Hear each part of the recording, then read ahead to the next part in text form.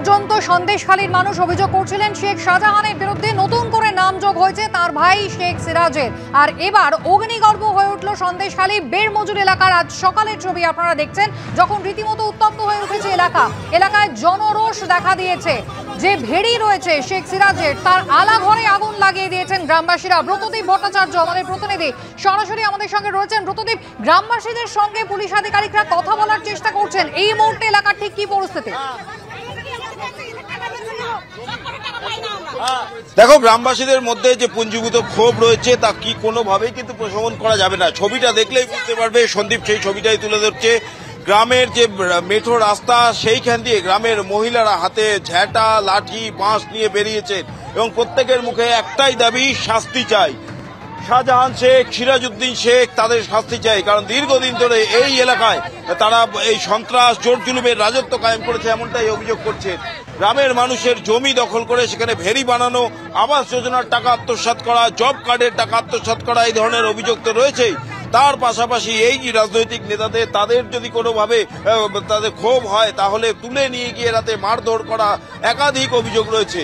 আর সব থেকে বড় কথা যেটা গ্রামবাসীরা বলছেন, এই সমস্ত ঘটনায় যখন তারা পুলিশের কাছে গেছেন ন্যূনতম সাহায্যটুকু পুলিশের কাছ থেকে তারা পাননি। আর তাই যখন বিভিন্ন জায়গায় ক্ষোভের আগুন জ্বলে উঠছে, সন্দেশখালীতে, অন্যান্য দ্বীপে, তখন এই বেড়মজুর ১ নম্বর পঞ্চায়েতের মানুষরা তারা আজকে সকালবেলায় তারা প্রতিবাদে সরব হয়েছে। দেখতেই পাচ্ছ মহিলারা একেবারে রাস্তায় নেমে এসছেন। একটু কথা বলবো, কি অভিযোগ করছে? অজিত মাইতি সাংসদদার ওরাই ওর ঘর ভেঙেছে আমাদের, ওরা মারধর করে।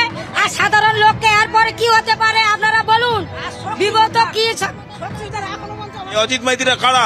সিরাজউদ্দিন? হ্যাঁ হ্যাঁ হ্যাঁ হ্যাঁ হ্যাঁ, ওরা দল পার্টি, ওরা হুমকি দেয়, বলে তোরা কোন বাবার কাছে যাবি যা, এখানে কোনো পার্টি যাবি না।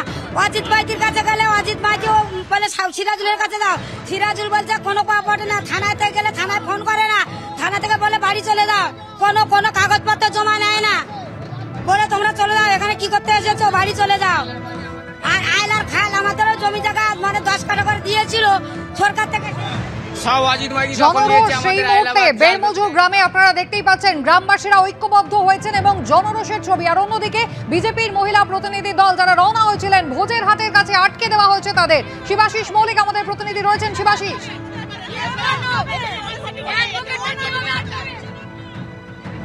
যে ছবি আমরা দেখতে পাচ্ছি ভোজের হাটে লকেট চট্টোপাধ্যায়দের বাধা এবং আইপিএসরা এখানে উপস্থিত রয়েছেন এবং তারা বলছেন যে যেতে দেওয়া যাবে না 144 ধারার জন্য। কিন্তু